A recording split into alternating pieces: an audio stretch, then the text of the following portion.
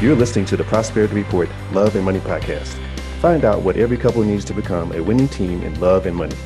We bring you actionable ideas from expert therapists and experienced married couples, helping you stay happily married longer. Stay tuned until the end. We'll leave you with a tip you can start using today in our 5-minute activation segment. Now here's your host, best-selling author, speaker, and psychotherapist, Kanae Corder.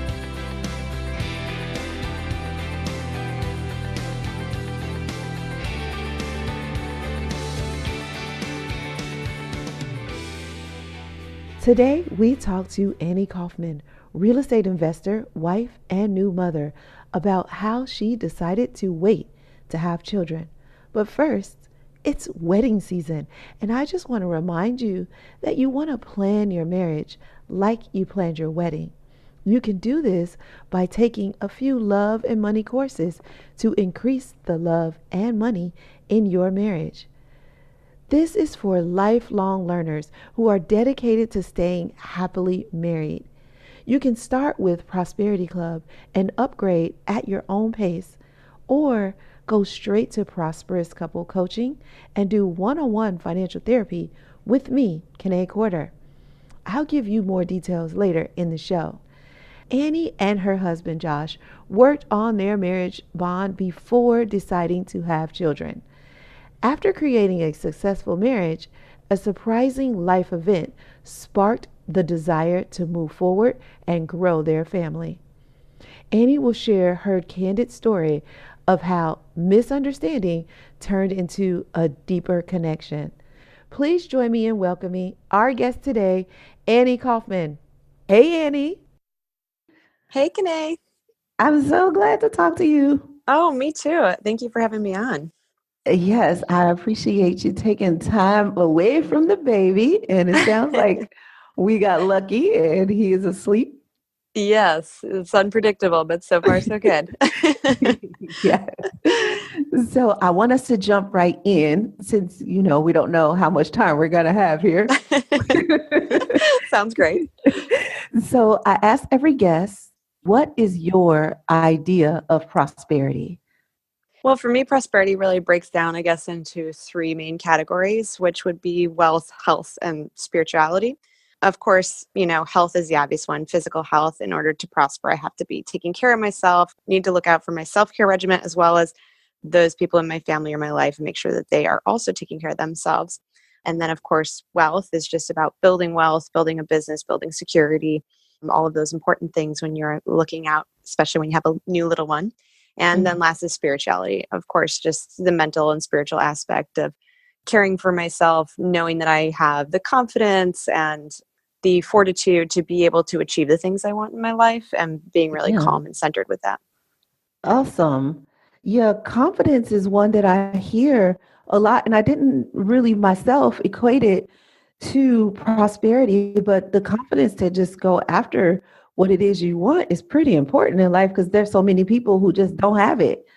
Absolutely. I think that's so important. I mean, honestly, I wouldn't be where I am now without that confidence. And I'm not saying that it was all gained through some amazing, adventure or something. Some of it is a little bit of fake it till you make it. But I think that that's something that comes with age and experience as well.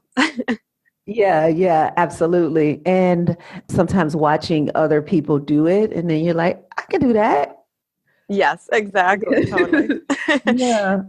And that's something that my husband has helped me a lot with too, because I think when I was younger, I definitely was a lot more insecure, and, the creative kind of side of me was a little bit more emotional and always had a lot of self-doubt involved. And he sees things very black and white. So he was really good about kind of just telling me, you can do this. This is a choice you make, and stop making excuses and stop bringing in the emotions and portion where they don't really have a place.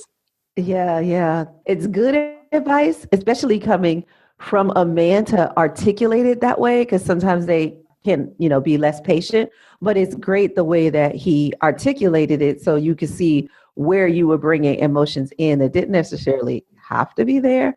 But, Yes. Sometimes as women, there's this idea that everything is an emotional decision.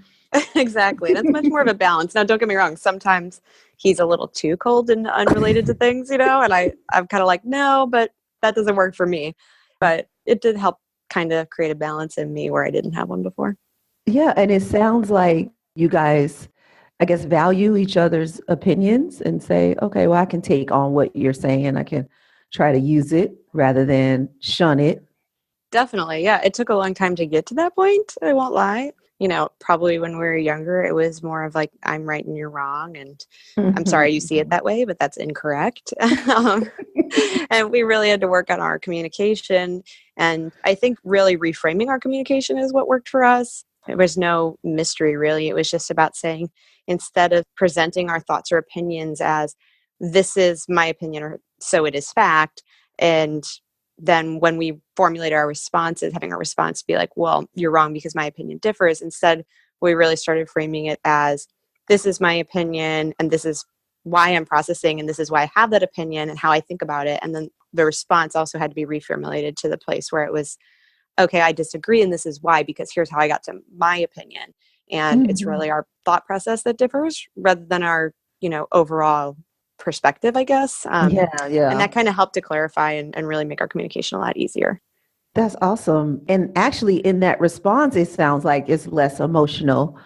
Yes, definitely. Mhm. It's almost clinical in a way, which Yep. was Hmm. kind of Yeah, that's weird. how it is. As a therapist, I'm like, yeah, awesome. Yeah, I didn't really think of myself as being that kind of person. I certainly never was clinical in my previous relationships, but I think maybe that was something that Josh, my husband, kind of forced upon me, not necessarily unwillingly, but it's just how he processes. So for me Hmm. to Yeah. understand him and for us to be able to communicate, I had to kind of be able to think like that, and vice versa. He has certain parts of his perspective now that he's able to consider the emotional portion of, whereas before he wouldn't have, at least as it appears to me. He may not still think emotionally on his own behalf, but Hmm. he is much more alert and sensitive to how I got there and how the emotions play in. And rather than seeing them as a weakness or a fault, he at least sees them as a way to understand me and uses that in order to figure out a better way to communicate with me his opinions. Yeah, and that is so beautiful. So I want to ask you, so today's topic is the idea that waiting to have children and what happens, the pros, the cons, and what can you do in the meantime? Do you believe that that waiting period between having children helped you guys learn all of these things, like the communication styles and him being able to, be emotional when he needed to for you? Absolutely. So Okay. much. It really did. It helped a ton because, well, first off, we first started having those discussions about our communication style probably within the first year or two of marriage. Like anybody, we had an average number of fights, I would say. Like we weren't going crazy, but we were adjusting to being married and being in that position where you have to make decisions together and you have to be a little bit more thoughtful of each other's opinions and needs. We were living together previously, so that helped. But Mhm. there's kind of a different level and a different feeling and a little bit of obligation that wasn't there previously Right. when you're actually married. So when we started having those fights, we started having conversations about the why the fights were happening and talking about how we felt misunderstood more than anything, and that those misunderstandings were causing our issues. And we kind of discovered on our own that a lot of our disagreements were because we were really not able to understand each other's perspective and where each other were coming from. And that led to a lot of hurtful things being said and a lot of issues becoming incurable. We were kind of at an impasse. And that was really just because neither one of us felt understood. And that was causing all this additional emotional stress and, kind of just feeding the fire. And so we really kind of took it upon ourselves to call that out and start Mm. discussing ways that we could communicate better. And that kind of conversation basically just started with, each of us saying, well, this is why I get upset when we're fighting and why I feel that you don't understand me, and vice versa. And this is also kind of a general understanding of my communication style. And Mm. putting that on the table, at first it was really hard to adjust, but over time, just kind of remembering that and calling back those facts when we're in those disagreements, we started to kind of get in a groove where we were just automatically remembering those things and thinking of them and keeping them in mind when we would run into an issue rather than, just going 0 to 60 and flying off the handle and then having to come Hmm. back and come back down. Yeah, that was very insightful. And this was without therapy, without counseling? It was, yeah. And honestly, I don't know how it happened. I feel I don't think either of us has any particular therapeutic background or abilities. I think that we just loved each other a lot, and we were both to the point where there was no better choice. He Mhm. is like a lot of men that I've met and not really interested in counseling. Mhm. And I was totally open to it, but I also didn't want that to be this whole new fight, just trying to get him to do something he didn't want to participate in. I felt like if he didn't respect it, then we wouldn't get anything done. So it was kind of like, okay, well, this is the option. Let's try this. And if this Mhm. works, great. And if not, then we're going to have to bite the bullet and take it to that level so that we can get that outside advice. And we just got really lucky. And it was definitely, it makes me wonder how much better things could be if we actually went to real counseling. Sounds like you all did a great job. And it really just, listening, because listening is healing. And it sounds like that's really without a professional, if you had to get down to it, really you just listened to each other. And in listening to each other, you then felt heard, right? 'Cause Yeah, and it's nothing more validating than being heard. 100%. And it's kind of funny because looking back, one thing that we realized is, we would make comments about each other and each other's thoughts and opinions and processes. And we did that right away. And early on, that seemed frustrating and inappropriate and irritating and wrong. And now that seems like, oh, you get me. And it Mm-mm. might have been the exact same feedback, but now that we've been listened to, suddenly they understand where we're coming from. Whereas Yeah. before they could, Josh might have totally been right about my perspective or my process before, but because I didn't feel that he'd listened to me, I didn't believe that Yeah. he could have come to that.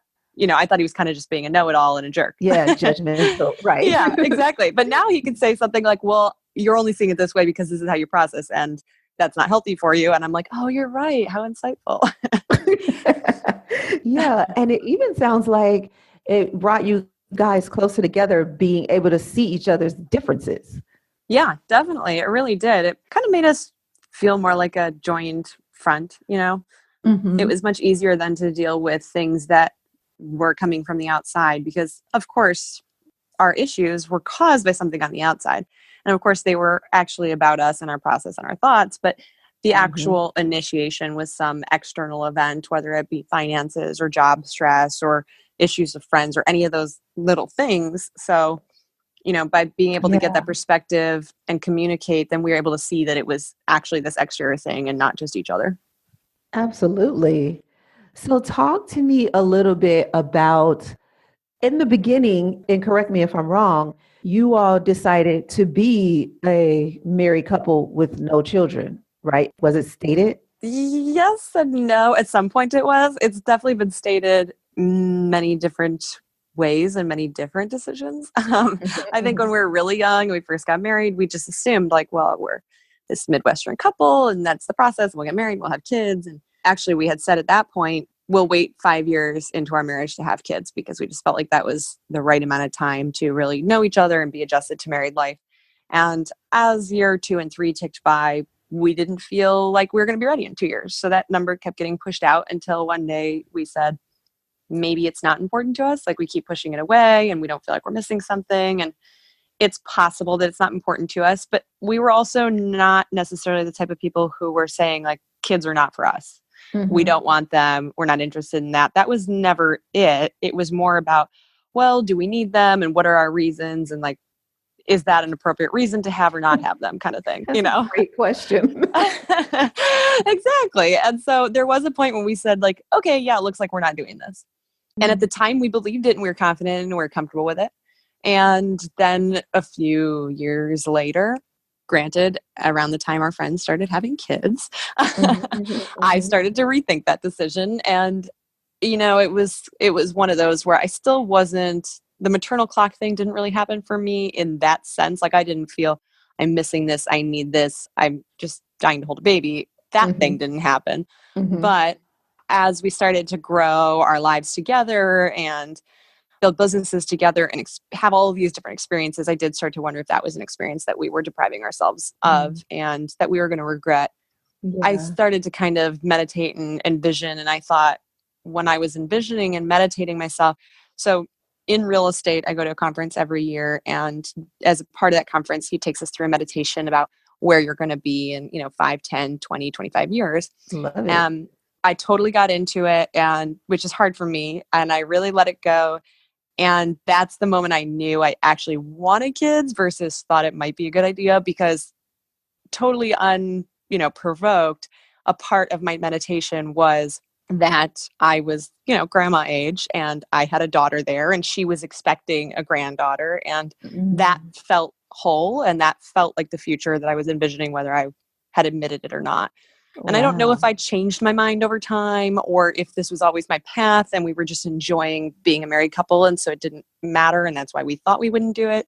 But that was kind of our process. It was never a firm yes or no, but there were definitely times where we thought it was a firm yes or no, if that makes sense. Yeah, absolutely. And that's funny. Personally, I always dreamed of being a grandmother. But as you know, I never dreamed of being a mother. I never felt that mushy gushy thing about holding a baby either, unless it was a Right. grandbaby.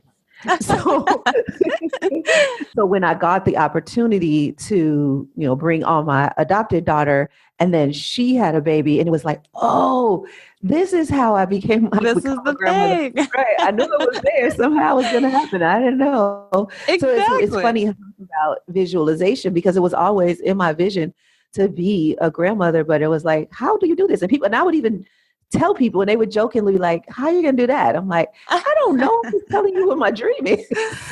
This is what's coming to me. I'm not figuring it out yet, but it's what's coming. Well, and it's funny because, in all this discussion, you're one of the people that I talk to a lot about that feeling, especially because you and I have both gone through that. Like, maybe the kid thing is not for us. And I will always remember something very distinctively that you had said to me when I was kind of vacillating a little bit, which was, there are lots of ways to be a mother, and there are lots of kids who need mothers. And it doesn't mean that you have to have your own. You don't have to go bear a child. You don't even have to adopt a child. You can be a mother to nieces, to friends' kids, to just children in need. There are so many people out there who just need a little extra love and attention. And, that really spoke to me, because it kind of, at the time, I really needed to hear it because we were not ready to actually pursue having kids, but it did kind of put my mind at ease that's true. If I have a certain amount of motherly instinct and a certain amount of mothering to give, that doesn't necessarily mean that I need to jump in and have kids when I don't feel like that's right for me. Oh, I'm so glad I said that. Yeah, it was great advice. I really took it to heart, and it made me feel really confident and comfortable in the space that I was in at that time, Yeah. And I truly believe that. Like, even to this day, I still believe that. And I know that the universe will give you the opportunity to love somebody enough.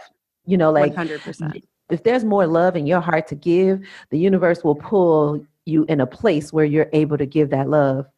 I totally agree. Completely. Yeah.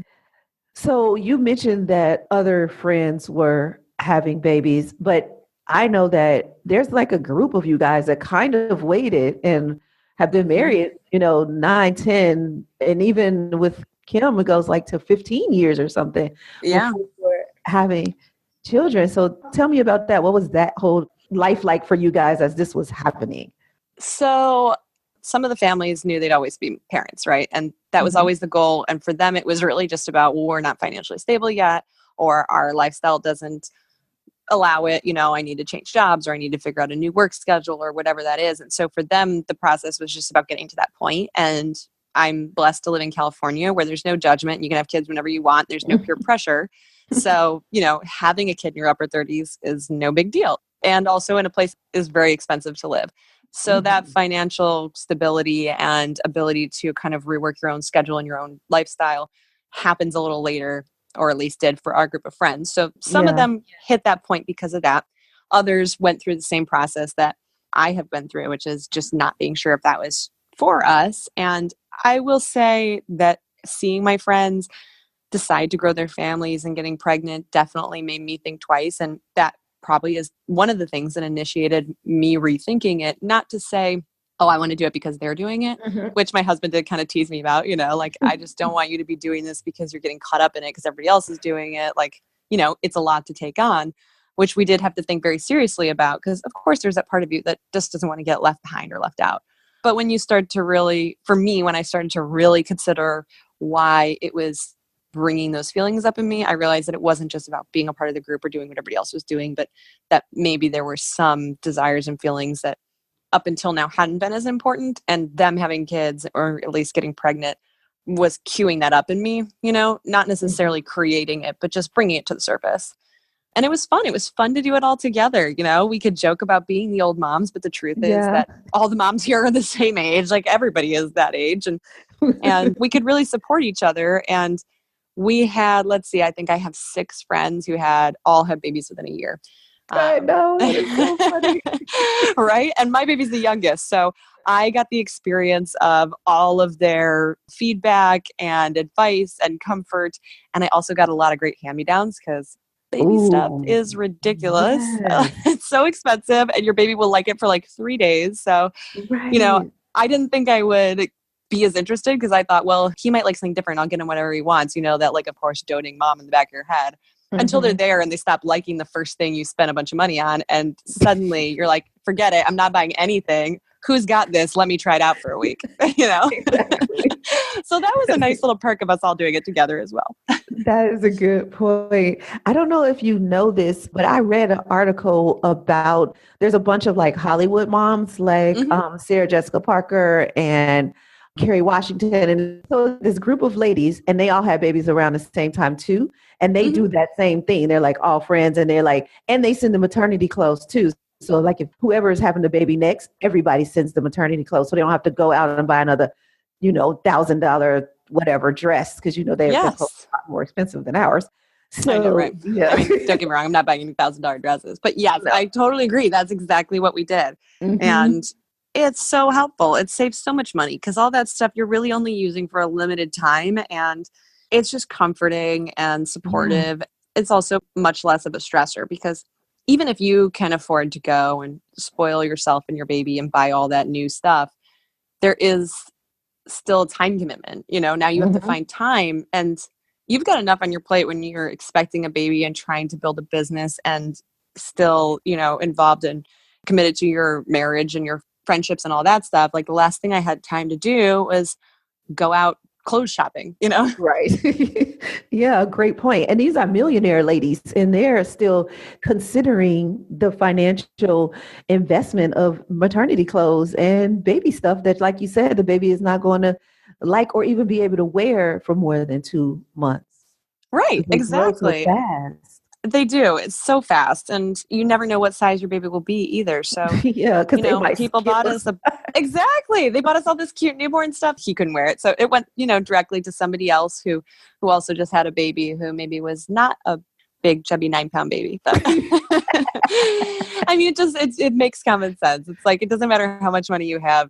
You don't need to waste it on that stuff. And it's really tempting because babies are cute and baby stuff is cute. Before you know it, you could be dropping a ton of money. But, when you look back, it's all just kind of silly. So you might as well just share and circulate it around. And you only need it for a short time. So it's not like most of it you have no emotional attachment to, and maybe a few gifts, but you're not wearing this, your baby's not wearing this for the next 10 years. And now you're like, oh, it's the shirt they grew up in. Like, no, they're wearing it for 3 weeks, Yep, exactly. So how did you wrap your brain around, because you went from this, just the two of you, and that's one financial lifestyle. And then you add a third, a baby. And like we said, babies are expensive. What was that transition like with your finances? I guess we kind of considered, well, first off, we allowed ourselves to accept that it was going to be a big burden. We didn't try to fool ourselves or to act like there wasn't going to be a certain amount of costs associated with it, because we'd rather be realistic and prepared. Because I have seen some parents who think like, we'll do everything hand-me-downs and we can find all these ways to cut corners. And then they're more stressed out when they realize they have to spend some money. So the first thing was we were just realistic with ourselves. Like, this is going to be an added cost. And, Josh, he works a ton, and God love him. He loves it, but he's also one of those guys who's very aware of how much more he'll have to work once he has a baby with expenses. So, we had to have that talk, and like, these are the expectations from both of us income wise in order to make sure that we can afford this. And we're also aware of how much more that means we're going to need to work and the hours we're going to need to put in and when do we need to put those in? How much work can I get done before I'm too pregnant to be able to keep up? And how soon after he comes can I get back out there? And for him, it was, how much can I work to meet our financial needs without you and him feeling a disconnect or feeling like I'm not being a partner? So we kind of just had to have conversations about that and set those expectations early. And then, really accepting those hand-me-downs and not being tied to having every new thing and not being obsessed with going out and buying every cute little thing. That helped a lot because a lot of the finance goes to that. And to be honest, we have bought very little. I mean, most of the things that he's worn and even things like bassinets and things like that, 90% of those were either gifts or hand-me-downs. We haven't really had to go outside of things like diapers and wipes. And for us, breastfeeding was not working out because of some various issues. So formula became necessary. And, not only do you have the emotional debate inside of you feeling like you don't know if that's right for you and how you feel about formula, but then in addition, it's an extremely expensive item. Yeah. And if you got a 9-pound baby who drinks a ton of it, suddenly your budget just went up $500 a month. So you have to be prepared for those contingencies. And I remember also that everything is temporary. There will be other costs down the line. Obviously, we'll be prepping for school and stuff. But when I really get overwhelmed about how much we're spending on formula, I remind myself that he won't be on formula forever and that he is a human being. And if I compare that to what Josh and I spend to feed ourselves, it's really not that ridiculous, Ah, nice. That's a nice perspective. I have to, but I allow myself those things because I've been able to save and to make better financial decisions on the other things that don't matter but aren't necessary, like the hand-me-down clothes and things like that. Yeah. And what I will say about you is we talked earlier about you being emotional and being able to, express your emotions, and that comes easy to you. But what I will add to that is what also comes easy to you is the rationalization. Like, you can get to the bottom of a thought, even another person's thought. And I don't even just mean your thought. Like, you can get to the bottom of it really easily. And that's an art. Like, that is a talent, because it's great that you pulled out and dissected it that way to make it digestible. And more people should do things like that in order to get through some of life's transitions. Yeah, I mean, you kind of have to. And thank you. I appreciate you saying that. I'm sure it may have been a struggle point in my marriage on occasion because I do tend to do that. But because men are not as emotional and not as aware of why they're doing some things, sometimes I would do that. And then he'd be like, well, no, that's not really it. I kind of just have to be like, well, I secretly know that is what it is, but whatever. You can believe whatever you need to believe. But at least I feel good because I feel like I get it. And I feel like I get him, whether he gets himself or not on occasion, That is so funny. I can definitely see that. Yeah. And you're like, oh, you'll see. Exactly. I know why you're saying that, even if you think it's this other reason. So I have two questions I definitely want to ask. So I don't want to forget. One is about building a business. But before I go to that, I want to talk about family, because I know that you live in California, like you stated, and that's away from your Midwest family. So what is it like being, even though it's parents later in life, it's just still a struggle being away from your family when you have a baby? It is yes and no. It is a struggle, and it's also kind of wonderful in all the ways I'm sure you can imagine. But first off, having a baby, that was a really hard thing. I was induced and then I ended up with a cesarean. So my recovery was a lot longer and a lot different than I had anticipated. And I hadn't really wrapped my mind around the fact that might happen. And so I felt very, very blessed to have two of my sisters here for his birth and for about a week after. And then they tapped out and my mom tapped in for about 10 days. And honestly, I don't know how I could have survived it, because Josh was lovely, but they were able to guide him to help him figure out how to care for me, because otherwise figuring out how to care for me after a major surgery and the baby would have been a lot. And it might've been something he wasn't mentally prepared for either, since I wasn't. But, they helped him figure out how to care for me. And then they could also just care for both of us and care for Link and Josh when it was necessary. So that was a huge saving grace. It gave us time to just take some of the pressure off, because otherwise I think you feel like, well, there's no one here but us, so we need to get everything done. The house has to be cleaned every day. The dishes need to be done. And that's not true. And you're not being realistic with yourself, and you're going to just stress out and feel guilty or feel all these different things. So having somebody here to do that stuff and take it off our plate for the first month or so of his life was amazing. And everybody needs to make sure you have some sort of group. And outside of that, also our friends here are our family. Yeah. We all moved out here together. We went to college together. So there were times when, even though both of my sisters were here and Josh was here and they were doing everything they could to take care of me, they had to call in the cavalry. They called in friends like Becca and Katie, who both had already had babies recently, who weren't afraid to step in and tell me, this is why this is not going well. Things like lactation issues and things like that, where a sibling who hasn't had a baby doesn't know what to say, except you can do it. It's okay. Whereas they have the confidence to come in and be like, here's how you do it. Knock it off. Take your medicine, take your painkiller. Because I was one of those people that thought I could be a hero and stop early, and that doesn't work. And those little things. So, I mean, having family and friends around me saved me in those aspects. On the flip side, especially family who's had babies, especially if you are their baby, they have a lot of opinions about how things should be done and what's right. And that has been fine, because I think I'm pretty easygoing. I wasn't when I was younger, but I am at this point. So I'm able to take it for what it is and use what works for me and not use what doesn't. But it's a lot easier to get away with not using that stuff when you live far away, because you can visit and they can make some suggestions and you can try them out, and then you can come home and stop them if they don't work. Whereas, if you're with them every day and they see that you're maybe not trying those things, it could be a little more challenging. So in a way, I think it was a little bit easier for me because of that. Yep, that's a great point. So in some ways it is harder, but definitely in some ways it's like, aha. Yeah. Mm-hmm. Some people will interject more than you would like. So, very much so.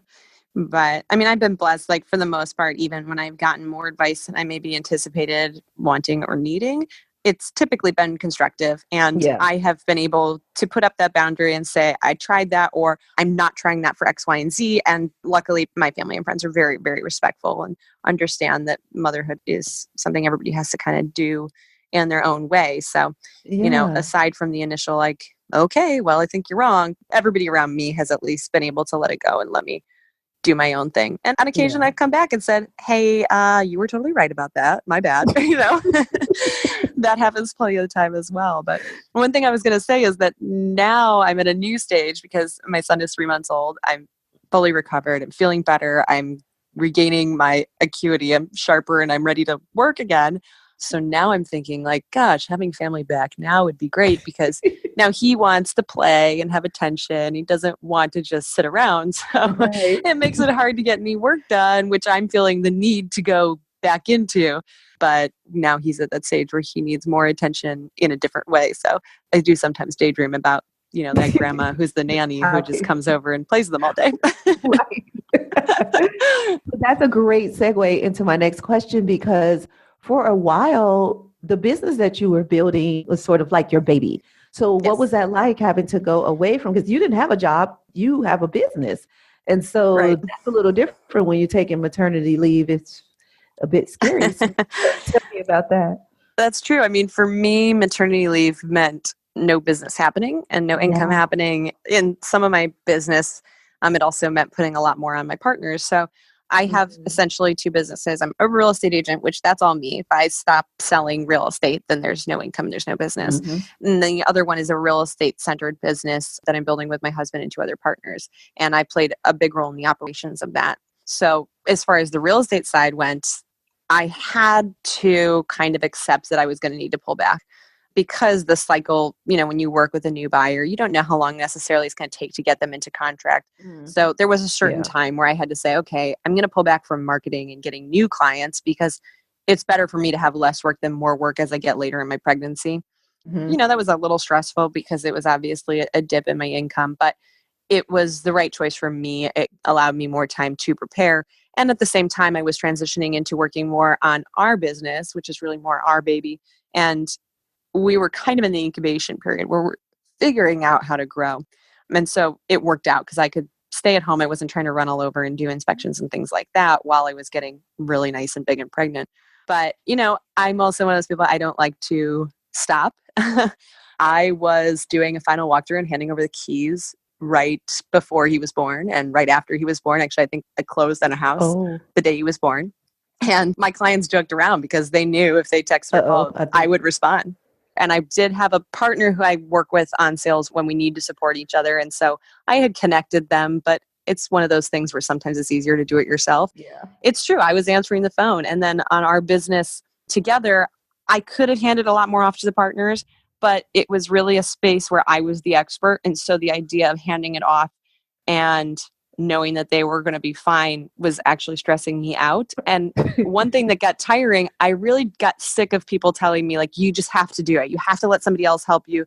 You have to hand that off. You're not going to be able to do it. When you have a new baby, you won't be able to do it. So just release it. And I know that was coming from a really loving place from people who wanted me to like enjoy this time and not stress out. But that actually stressed me more because it's just not who I am. And I was like, stop telling me that. I can handle taking these phone calls and responding to these clients. It's less stressful for me to handle that myself. And when I get to the point where I can't, I will ask for help. It's harder for me to just hand it over carte blanche.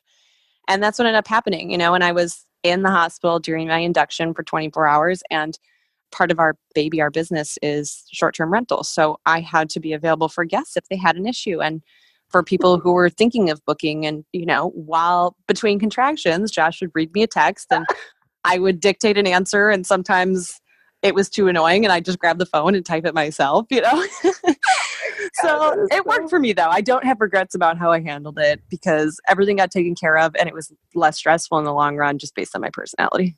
Yeah, absolutely. It sounds like a script. That sounds like a scene in the movie. It totally was. I was that ridiculous woman in the movie where you think no one would really do that, but I think more people do it than we admit, Yeah, Maybe it's the control freak in me, but I don't regret it. It's been much harder to adjust during the recovery and during his first few months because it's one thing to put yourself second or to take a pause and deal with that stuff. But once he's here and looking at me and needing attention, obviously you can't do that as much. So it's been much more stressful figuring out how to manage my business and how to get right back into taking care of our baby business while also taking care of a baby. And he goes to meetings with me. We're full time now again. And he goes to the office with us every Monday and Wednesday. And we joke around that he is, the chairman of the board. I love it. That is so cool. So I'll have one more question for you. Sure. But oh my gosh, you have given such great information. I mean, from in the beginning, talking about how you guys, connected and communicated to how you decided to go ahead and have a baby to how you and your friends supported each other. So much information that I think our listeners can benefit from. But there's one question that I love to ask, and it is, what is the best marriage advice you've ever received or the advice you wish somebody would have told you about marriage? That is an awesome question. And I feel like I'm at a wedding where they say, write down some advice for the bride and groom. And I will tell you the thing I always write down for the bride and groom. And this was actually told to me. I wouldn't consider myself a super religious person. I'm spiritual and I was raised, Christian, but because it's formula for the church, when you get married, you go and you do a couple of counseling sessions just with the person who's going to marry you. And so we did that through my church. And it's actually my pastor who said this to me, and it's not even really religious advice, but he told us, always tell your own family bad news. And basically, for instance, if you aren't going to make it home for Christmas that year, he tells his parents and I tell my parents, because it's real easy as parents to love your kid and blame everything else on their spouse. And so that kind of keeps it from appearing that way. It makes sure that your parents know that you were just involved in the decision as your spouse was, and kind of keeps them out of the doghouse in some way. Yeah. You know what? Actually, you told me that. I don't know if you remember, on my 40th birthday, I asked all my friends to give me the best advice they ever received or the advice they wish somebody would have told them, because that was the present I wanted for my birthday. And you told me that advice. I remember that now. Well, it's my favorite. It's worked great for us because I use it all the time. And, sometimes we have to actually remember specifically to do it, because I think as a wife or a girlfriend, there's an expectation from his family that, well, you're the planner, and so you need to communicate those things to us. And that's not really fair. It puts us in a tough position. So sometimes I have to remind him, okay, well, now you got to call your mom and tell her that, Yep. That is great advice. And I've never heard that before you told me, and I haven't heard it since you told me. And I asked this question, obviously, a lot is my favorite question. So that is really good advice. And I could definitely see how that could work, especially coming from a therapy background. As a therapist, I can definitely see giving that advice to couples, because if you take it, it does reduce the amount of assumptions that go around the decision. Yes, definitely. Also, well, I am so thankful that we were able to get through our interview without the chairman of the board. I know, right? No kidding. He knows we're working. So please give him a hug and a kiss for me. And I will thank you so much for spending some time and giving our listeners some background on how they can make decisions, in their marriage, and really just add to the bucket of advice that they might have received and never have to say, I wish somebody would have told me. Absolutely. Well, it's my pleasure. And I wouldn't have the understanding or the communication skills that I have if we hadn't been friends for so long. I think you've been giving me great advice since long before you were actually a therapist. So thank you for imparting all that onto me. It's time for 5-minute activation, a quick financial therapy session to get you activated and on your way to increasing the love and money in your marriage. So can I get 5 minutes of your time? Just 5 minutes for a financial therapy activation. I am so excited to bring you this 5-minute activation. It's all about needs, wants, and your true heart's desire. I am going to show you how to define all three. So you know how you've heard me say money can buy happiness. You just have to know what truly brings you happiness. Well, this exercise will help you determine what brings you happiness. This is a 3-part process. It starts with an affirmation. It uses your bank statements, a notebook, and a highlighter.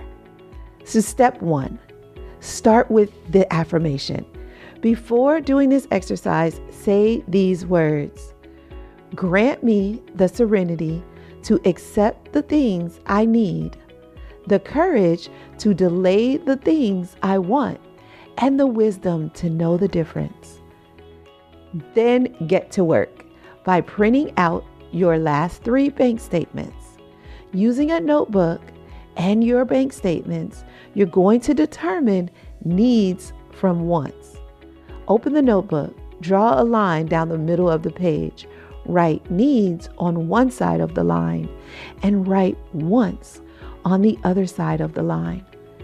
Before you write anything down on either side of this page, go back to your bank statements. First, write an N for needs and a W for wants next to each transaction. Then write everything with an N next to it on the needs side of your notebook, and everything with a W on next to it on the wants side of your notebook. Now here's the final step. Turn to a fresh page in your notebook. Draw a line down the middle of the page again. This time, write happiness on one side of the page and pleasure on the other side of the page. Happiness is long-lasting, while pleasure has limits. Go through your 3 bank statements again, this time with a highlighter. Highlight all of the things that warm your heart. Then go back and determine how long your heart would stay warm. For example, I love chocolate. If I see a purchase for chocolate, it's probably going to warm my heart. But how long does that feeling last? A few minutes, I guess. And after a few purchases, I'm probably not feeling the same chocolate bliss I once felt. But on the contrary, when I see a purchase for, let's say, this new hobby I have of bird watching, when I see a purchase for bird food, I can get the same pleasure every time because I get to commune with nature. The bird food I purchase brings the birds closer to me, and I get to enjoy watching them interact. What a joy! It is truly fulfilling and truly warms my heart for a very, very long time. Be careful though. Don't get caught up in thinking you have to spend a lot of money on bird food or fancy patio furniture or a fancy vacation. You don't. Finding the best value for your lifestyle keeps that serenity you affirmed earlier intact. This exercise will help you spend money on what truly makes you happy rather than just feeling voids trying to figure it out. I hope you love this topic and I hope you love this exercise as much as I do. Keep attracting your idea of prosperity into your life. And if you want more love, life, and money courses, join the Prosperity Club. So that's our 5-minute activation for today. I am so happy you are here, and I'll see you sooner. This episode is sponsored by Prosperity Club. I love this community of lifelong learners. Would you like to join us? I think you'll love it too. There are 2 ways to join.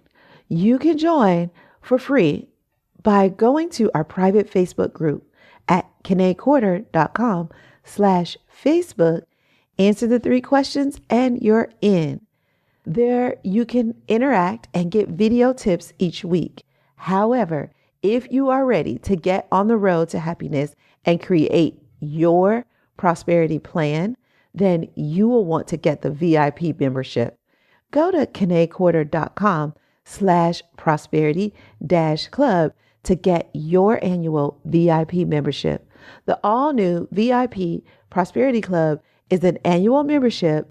It includes access to our ever-growing private Facebook group and community of lifelong learners, plus a 2-part course to help you create your prosperity plan. Your prosperity plan is more than just the numbers. There's an existential component that brings fulfillment to your life.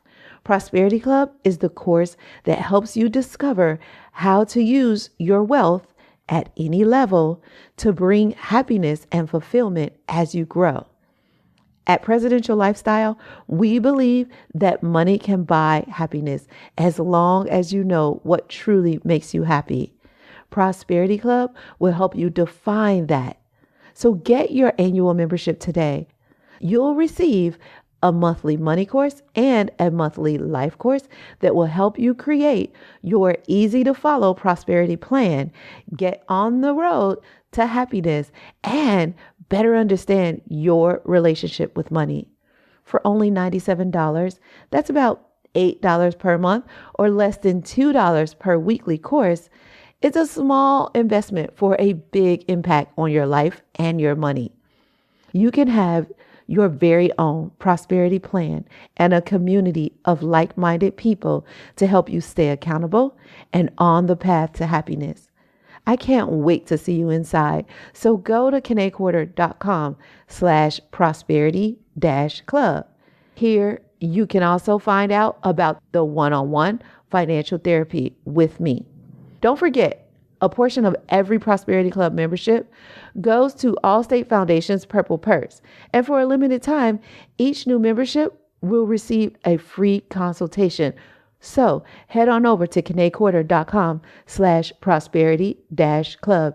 Get your annual VIP membership and get your free consultation. I'll see you inside. Hey guys, thanks for listening. If you want more love and money conversations, subscribe to this podcast. Also, tell your friends about us. I'll see you next episode. But in the meantime, head on over to presidentiallifestyle.com for more tips, tools and resources. And go ahead and leave us a comment if you like. We'd love to hear from you. This show is not to replace professional counsel. The best advice comes from a professional you know. The topics discussed in this podcast are general in nature and are for entertainment and informational purposes only. We encourage you to meet with a professional to discuss your specific situation, whether financial or therapeutic. That's all for now. I'll see you sooner. Remember, no matter what anybody ever tells you, you can have wealth in all of its forms. Believe it, and you will soon see it.